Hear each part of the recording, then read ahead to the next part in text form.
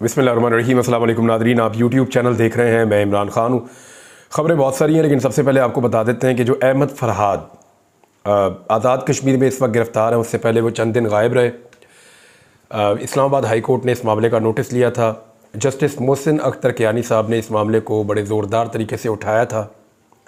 उसके बाद बहुत हलचल थी इस्लामाबाद के ऐवानों में, और फिर पता चला कि वो आज़ाद कश्मीर की पुलिस ने उनको अचानक गिरफ़्तार किया 29 तारीख को, मई की 29 को। और तब से लेकर अब तक पता चल रहा है कि वो बीमार भी हैं और उनको एक अस्पताल पहुंचाया गया, जहां पे कुछ घंटों के लिए अस्पताल ले जाया गया। वहां पे उनके कुछ टेस्ट किए गए, क्योंकि उनके घर वालों ने इस बात का शुबा जाहिर किया था कि उनको खुदा न खास्ता कोई स्लो पॉइजनिंग की गई है या उनकी ज़िंदगी को ख़तरा हो सकता है। बहरहाल जो तस्वीर आई हैं वो डिस्टर्ब और परेशान करने वाली हैं। उनकी सेहत बहुत ज़्यादा ख़राब है। पहले को बहुत ज़्यादा वो शायर तबीयत इंसान है, आपको पता है वो हसास लोग होते हैं। पहले भी वो बीमार रहते थे, लेकिन अभी उनकी हालत बहुत ख़राब थी। और तो नाज़रीन, फजलुर रहमान साहब का जो बड़ी खबर एक और है, वो टेम्परेचर उनका बढ़ता चला जा रहा है। मैंने कई दफ़ा आपको कहा कि फजलुर रहमान साहब एक्चुअली स्टेटस को की पॉलिटिकल पार्टीज़ के साथ ज़्यादा कंफर्टेबल रहते हैं। ये रियलिटी अपनी जगह पे, लेकिन वो ये समझते हैं कि उनके साथ बहुत बड़ी ज़्यादती हुई है। यानी जिस तरह से PMLN को जिताया गया, जिस तरह से पीपल्स पार्टी को जिताया गया, जिस तरह से MQM का जो वजूद ही नहीं था उसको अदम से वजूद में लाया गया, यानी बहुत बड़ी तादाद में सीटें MQM को गिफ्ट कर दी गई। और फजलुर रहमान साहब को उतनी सीटें भी नहीं दी गई जितनी MQM की हैं। यानी वो बहुत छोटी होगी उनकी पार्टी, बड़ी स्क्वीज़ हो गई, सुकड़ गई उनकी पार्टी। फजलुर रहमान साहब को ये लग रहा था कि मेरी ताकत तो MQM से ज़्यादा है, तो उस निस्बत से अगर मुझे नशिस्तें मिलेंगी तो फिर मैं बहुत बड़ी एक मेजॉरिटी हासिल करने में कामयाब हो जाऊंगा, और मेरे बगैर ये निज़ाम चल नहीं सकेगा, मेरे बगैर हुकूमत चल नहीं सकेगी। लेकिन जो लूट का माल था उसके अंदर जो हिस्सा बनाना, वो सबसे बड़ा हिस्सा PMLN का, फिर MQM का, पीपल्स पार्टी का, इनको बहुत बड़ा हिस्सा मिल गया। फजलुर रहमान साहब को उनमें ड्यू शेयर नहीं मिला, यानी जो उन्हें लगता है कि बहुत बड़ा शेयर उनको मिलना चाहिए था, वो उनको नहीं मिला। अब वो समझते हैं उनके साथ बहुत बड़ी ज्यादती हुई है, उस ज्यादती को लेकर बहुत गुस्से में है। फजलुर रहमान साहब ने कहा कि फरवरी के इंतखाबात को मुस्तरद करते हैं। बातें ज़रा गौर से सुनिएगा, क्योंकि इन बातों में गद्दारी के और बगावत के मुकदमे होते हैं। अगर इनसे आधी इंटेंसिटी की बात इमरान खान करे तो गद्दारी और बगावत के मुकदमे होते हैं। माजी में जिस तरह के ट्वीट नवाज शरीफ ने किए, या जो बयानात नवाज शरीफ ने दिए, या उनकी पार्टी के बाकी लोगों ने, उनकी बेटी ने, रिश्तेदारों ने दिए, उन बयानात का अगर 10% भी इमरान खान साहब दे दें तो दहशतगर्दी के मुकदमात होते हैं, बगावत के और गद्दारियों के मुकदमात उन पे बनाने की तरफ स्टेट चल पड़ती है। लेकिन मामला यह है कि शरीफ खानदान के लिए मामला कुछ और तरह है। अब फजलुर रहमान साहब के लिए भी स्टेटमेंट आप सुने, फिर आप देखें और अपने दिमाग में ये लाएं कि अगर यही बातें इमरान खान कर रहा हो तो क्या बने। फरवरी के इंतखाबात को मुस्तरद करते हैं। वोट अवाम का हक है, हुकूमतें अवाम की मर्जी से बनेंगी। ये नहीं हो सकता कि तुम अवाम के हक से मजाक करते रहो। ये नहीं हो सकता कि टांग पर टांग रख के कहते रहो कि अवाम की क्या हैसियत है। उन्होंने कहा कि अवामी इज्तिमा से वो खिताब कर रहे थे, कहा कि हमें इदारों का एहतराम है, हम पार्लियामेंट को अवाम का नुमाइंदा इदारा समझते हैं, इसमें अवाम के नुमाइंदे होने चाहिए, जासूसी का नुमाइंदा ना हो। हम फौज की इज्जत करते हैं। इस मुल्क को बनाने में तुम्हारा कोई किरदार नहीं है, लेकिन तोड़ने में है। हालात को वहां तक ना लेकर जाओ जहां से तुम और हम वापस ना आ सके। अंग्रेज से आज़ादी तुमने हासिल नहीं की, मेरे अकाबरीन ने हासिल की। अगर हम 100 साल से अंग्रेज़ों से लड़ सकते हैं तो इनसे भी लड़ सकते हैं। कायद आज़म ने कहा था इस मुल्क में जमहूरियत होगी, लेकिन जमहूरियत का जनाजा निकाल दिया गया है। 25 साल से हमारी मईशत गिरती जा रही है, दूसरी कौमें तरक्की कर रही हैं और हम गिरते चले जा रहे हैं। मईशत गिरने की वजह मखसूस घराने और इदारे हैं। आज किसानों का बुरा हाल है, उनसे गंदुम नहीं खरीदी जा रही। फजलुर रहमान ने कहा कि तुम्हारा पाकिस्तान के क़याम में कोई किरदार नहीं, बल्कि तोड़ने में तुम्हारा किरदार है। अगर हमें गिरफ्तार होना पड़ा तो गिरफ्तारी देंगे, अगर कब्र में जाना पड़ा तो उसके लिए भी तैयार है। तुमने 35 लाख टन कीड़े वाला गंदम क्यों मंगवाया? तुमने किसके साथ सौदा किया? फजलुर रहमान ने कहा कि बगावत हम नहीं कर रहे, बगावत वो इदारे कर रहे हैं जो आईन तोड़ते हैं। जर्नैलों ने आईन के साथ खिलवाड़ किया। हम इदारों को बताना चाहते हैं कि अपना हक भीख मांगकर नहीं, जंग लड़कर लेंगे। तुमने दहशतगर्दी के खिलाफ जंग लड़ने का ऐलान किया, लेकिन दहशतगर्दी बढ़ती जा रही है। फजलुर रहमान ने कहा कि अगर दहशतगर्दी सरहदों से हो रही है तो फिर तुम सरहदों पर कहां खड़े हो? तुमने 20 साल में कबाइल को तबाह बर्बाद कर दिया। पाकिस्तानी तुम्हारे किरदार की वजह से अपने इदारों से नफरत करते हैं। रियासत के लिबादे में किसी को गद्दार कहने की कोशिश ना करो, जो भी होगा तुम्हारी वजह से होगा। फजलुर रहमान ने कहा कि अमन व अमान तबाह हो रहा है। खैबर पख्तूनख्वा और बलूचिस्तान के लोग शदीद बदअमनी का शिकार हैं। मैं जानता हूं कि खैबर पख्तूनख्वा में इदारों की रिट खत्म हो चुकी है। आइन के तहत कौम को इस्लामी निज़ाम और माशी हुकूक देना होंगे। उलमा ने क़याम अमन में इदारों का साथ दिया है, क्या यही इनका गुनाह है? फोर्थ शेड्यूल हमारा रास्ता नहीं रोक सकता। ये जज्बा बढ़ता रहेगा, रुकेगा नहीं। 7 सितंबर को ख़त्म नबूवत गोल्डन जुबली के मौका पर मीनार पाकिस्तान पर यौमुल फतह मनाएंगे। उम्मीद है कि अदालत उज़्मा कादियानियत पर अपने फैसले के जरिए कौम को शारे दस्तूर पर जमा होने का मौका नहीं देगी। परचम नबवी सल्लल्लाहु अलैहि वसल्लम बुलंद करके अहद करो कि हम इंशाअल्लाह इस परचम का कर्ज खून देकर उतारेंगे। फजलुर रहमान ने कहा कि फ़लस्तीन के मुसलमानों ने कुर्बानी दी, अब यूरोपीय ममालिक भी फ़लस्तीन को बतौर रियासत तस्लीम करने पर मजबूर हो चुके हैं। हम फ़लस्तीनियों को यह पैगाम देना चाहते हैं कि पाकिस्तानी आपके साथ हैं। अब इदारों पे, फ़ौज पे, जर्नैलों पे जिस लेवल की तनकीद फजलुर रहमान साहब ने की है ना, इसका 10% इमरान खान साहब करें ना, तो फिर आप देखें कैसे ऑपरेशंस होते हैं और मामला कहाँ जाते हैं। असल में हर वो शख्स काबिल कबूल होता है, चाहे वो कुछ भी कहे, जो स्टेटस को का हिस्सा है। जो आदमी स्टेटस को का हिस्सा है ना, उसको वापस कंट्रोल करना बड़ा आसान होता है। वो अगर निकल भी जाता है ना थोड़ा सा और एक लिमिट क्रॉस कर जाता है, तो सिस्टम ये जानता है कि इसको सिस्टम में बड़े आराम से वापस लाया जा सकता है, क्योंकि ये स्टेटस को का हिस्सा है। इसलिए सिस्टम गुस्सा नहीं करता। लेकिन जो लोग स्टेटस को का हिस्सा नहीं होते, वो थोड़ा सा भी निकलते हैं तो सिस्टम पूरा का पूरा उनके ऊपर अटैक कर देता है। अब आपको बात समझ आ गई होगी कि फजलुर रहमान साहब या नवाज शरीफ पे अटैक क्यों नहीं होता और इमरान खान पे अटैक क्यों हो जाता है। ये इसका एक बड़ा सॉलिड और सिंपल रीज़न है। फवाद चौधरी ने फजलुर रहमान के हवाले से कहा कि फजलुर रहमान ने मुजफ्फरगढ़ में इंतहाई गर्मी में जलसा तो किया है, लेकिन उनके खिताब की गर्मी ने जनूबी पंजाब की गर्मी को भी पीछे छोड़ दिया है। हुकूमत को इस वक्त तक ही ढील है जब तक तहरीक इंसाफ और मौलाना फजलुर रहमान इकट्ठे नहीं होते। अब इस इत्तेहाद में कितना वक्त लगता है ये देखते हैं। तो उम्मीद तो बांधी हुई है लोगों ने फजलुर रहमान साहब के साथ। देखिए, इस वक्त फजलुर रहमान साहब को पाकिस्तान तहरीक इंसाफ की ज़रूरत है, क्योंकि अवाम के अंदर उनकी पदीराई बयानिया सारा उनके पास है। और तहरीक इंसाफ को फजलुर रहमान साहब की इसलिए ज़रूरत है कि देखें वो क्या कुछ कह रहे हैं, उनको डंडे नहीं पड़ रहे या उनके ऊपर पर्चे नहीं हो रहे, तो इसलिए तहरीक इंसाफ को भी एक कवर मिल जाएगा।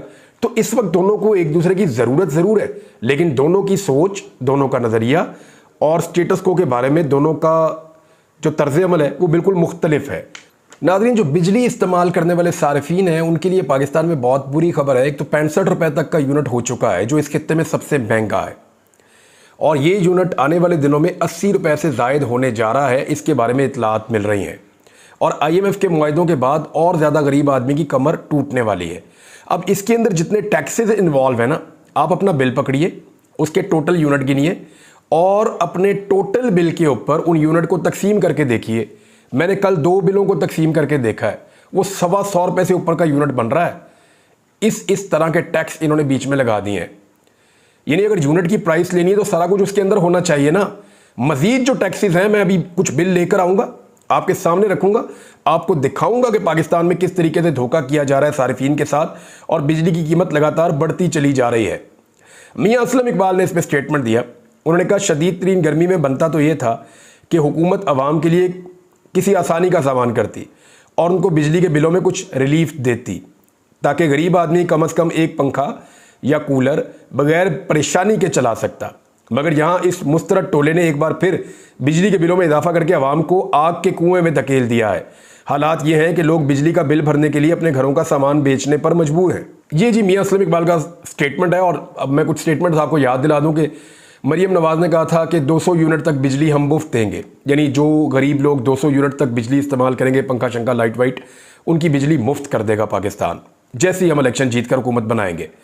फिर बिलावल आए, बिलावल ने कहा जी जैसे ही हम लोग हुकूमत बनाएंगे हम 300 यूनिट तक चले जाएंगे। फिर मरियम ने भी, यानी सब ने मिलकर फिर एक से बढ़ के एक स्टेटमेंट आ रहा था, तो ये लोग 300 यूनिट तक पहुंच गए थे कि बिजली मुफ्त देंगे। अब इन दोनों जमातों ने मिलकर हुकूमत बनाई हुई है और बिजली को महंगे से महंगा करते चले जा रहे हैं, अपना वादा भी पूरा नहीं कर रहे। तो इनको इनका वादा तो हम याद दिलाते रहेंगे। 2 नंबरी पाकिस्तान में इस तरह की हो रही है जिसमें से एक के ऊपर निशानदेही की है साकिब बशीर साहब ने। ये सीनियर जर्नलिस्ट हैं, बड़ी ज़बरदस्त बात इन्होंने लिखी है। उन्होंने कहा कि एक्स यानी ट्विटर 17 फरवरी को बंद किया गया था। 4 हाई कोर्ट्स में 4.5 माह से केसेस ज़ेरे इल्तवा है। अदलिया भी रूटीन में चलाई जा रही है। शुरू में सिंध हाई कोर्ट ने इब्तदाई ऑर्डर दिया था कि बंदिश खत्म की जाए, लेकिन इसको हुकूमत ने लिफ्ट ही नहीं कराई और ना ही अदालत ने अमल दरामद के लिए जोर लगाया।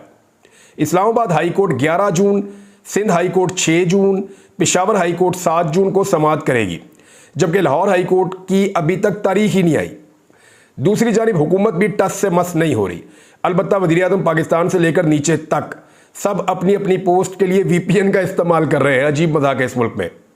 इस 4.5 माह की सूरत हाल से एक अलमिया ने जन्म लिया है कि कल सोशल मीडिया का कोई भी प्लेटफॉर्म हुकूमत किसी भी वक्त बंद कर दे, इसकी दाद रसी के लिए कोई फोरम मौजूद नहीं है। जो फोरम है उसकी हालत एक्स वाले मामले में आपने देख ली होगी। यानी अदालत तो इंसाफ दे ही नहीं पा रही। देखें, सोशल मीडिया अब एक बहुत बड़ी रियलिटी है। अब ये बुनियादी इंसानी हुकूक का मामला हो गया है। आप ये देखिए ना कि पाकिस्तान में ट्विटर या एक्स बंद है पिछले कई महीनों से। 4 महीने हो गए उसको खोल ही नहीं रहे।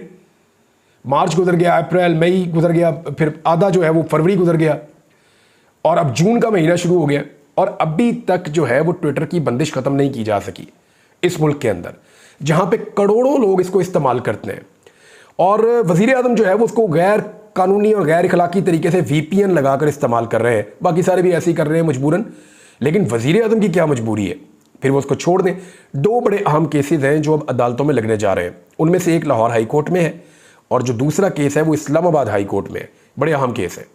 लाहौर हाई कोर्ट वाला केस ये है कि इलेक्शन एक्ट में जो तरमीमी ऑर्डिनेंस जारी किया गया 2024 का, जिसको आसिफ अली जरदारी साहब की गैर मौजूदगी में यूसुफ रज़ा गिलानी साहब ने, क्योंकि वो चेयरमैन सेनेट है और सदर की गैर मौजूदगी में चेयरमैन सेनेट जो है वो सदर का ओहदा संभाल लेता है, लिहाजा यूसुफ रज़ा गिलानी साहब ने 2 ऑर्डिनेंस जारी किए थे और उनको चैलेंज किया गया है लाहौर हाई कोर्ट में, क्योंकि लाहौर हाई कोर्ट में ये मामला फंसा हुआ है। ख़ास तौर पे जो इलेक्शन ट्रिब्यूनल वाला मामला है, इलेक्शन ट्रिब्यूनल के लिए हाजिर सर्विस हाई कोर्ट के जजेस को तैनात किया जाता है, उनको नोटिफाई किया जाता है। लाहौर हाई कोर्ट ने 6 जजेस के नाम भी दिए हैं, लेकिन इस नोटिफिकेशन के मुताबिक जो रिटायर्ड जज हो चुके हैं उनमें से मर्जी के जजेस को भी ट्रिब्यूनल बनाया जा सकेगा। इलेक्शन कमीशन को नाम हुकूमत दे देगी, फलां फलां को बना दे, वो उनको बना देंगे और वो हुकूमत के मुताबिक फैसला देंगे। यानी अपनी मर्जी के जजेस लाओ, अपनी मर्जी के फैसले कराओ। रिटायर्ड जजेस अपनी मर्जी के ला रहे हैं वो। अब इसमें ये केस जो है वो लग गया अदालत में।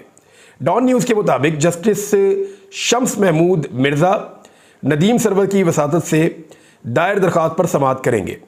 दरख्वास्त में सदर मुमलिकत वज़ीर-ए-आज़म को बदरिया प्रिंसिपल सेक्रेटरी फ़रीक बनाया गया है। इसके अलावा पटिशन में इलेक्शन कमीशन को भी फ़रीक बनाया गया है।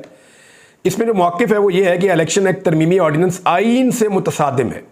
ऑर्डिनेंस के मुताबिक ट्रिब्यूनल्स के लिए हाजिर सर्विस जज की तैनाती के लिए चीफ जस्टिस से मुशावरत होगी। रिटायर्ड जज की तैनाती के लिए मुशावरत ना करना खिलाफ आइन और कानून है। देखिए, ये ऑर्डिनेंस से इसलिए नहीं हो सकता कि इसके लिए आइन को बदलना पड़ेगा और आइन में तरमीम करने के लिए ज़रूरी है कि 2/3 अक्सरियत मौजूद हो और 2/3 अक्सरियत के लिए ज़रूरी है कि कादी फ़ायद साहब उस बेंच में बैठें और अक्सरियत उनका साथ दे दे फुल कोर्ट में और वो मखसूस नशिस्तें PMLN, peoples party, Fazlur Rahman और बाकी जमातों में बांट दें। तो इस तरह फिर कादी साहब की एक्सटेंशन का मामला भी हो सकता है और इस किस्म की जो तरामीम है आइन के अंदर जो अपने फ़ायदे के लिए की जानी है, इस निज़ाम और सिस्टम को बचाने के लिए की जानी है, फॉर्म 47 की हुकूमत को आगे बढ़ाने के लिए की जानी है, फिर वो की जा सकेंगी। दूसरा जो एक अहम केस है उसके बारे में भी मैं आपको बता देता हूँ। वो जस्टिस बाबर सत्तार साहब की फैमिली का जो डाटा लीक किया गया था सोशल मीडिया पर और उनके खिलाफ एक तौहीन आमेज़ सोशल मीडिया पर मुहिम चलाई गई थी, ये 3 जून को समाअत के लिए मुकर्रर है। 3 जून को और भी केसेस लगे हुए हैं। एक ये फुल कोर्ट का केस है, सुप्रीम कोर्ट ऑफ पाकिस्तान में लगने जा रहा है मखसूस नशिस्तों वाला। जो एक और केस है, क्योंकि ये जो दिन है ना कल का, वो सारा अदालत का दिन है ऐसा लगता है, क्योंकि उसमें साइफर वाला मामला भी आगे बढ़ेगा, कुछ और कानूनी मामला भी आगे बढ़ेंगे।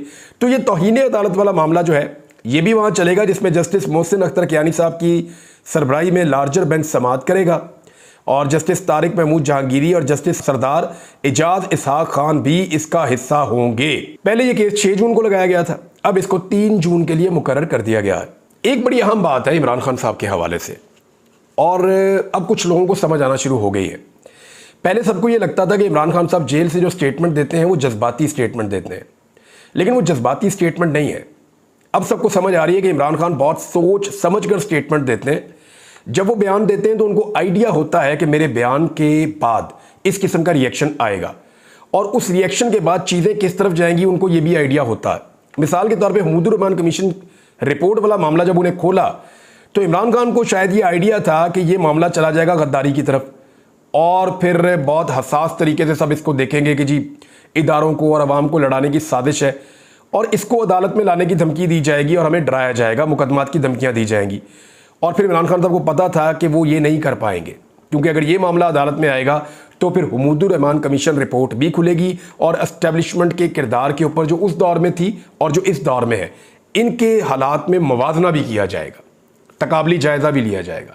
तो इमरान खान साहब जो है वो इस तरीके से प्लान करते हैं। नजम सेठी ने इसको एक अलग अंदाज में उन्होंने बयान किया। उन्होंने कहा जी कि ट्विटर खान साहब के अकाउंट बंद नहीं करेगा।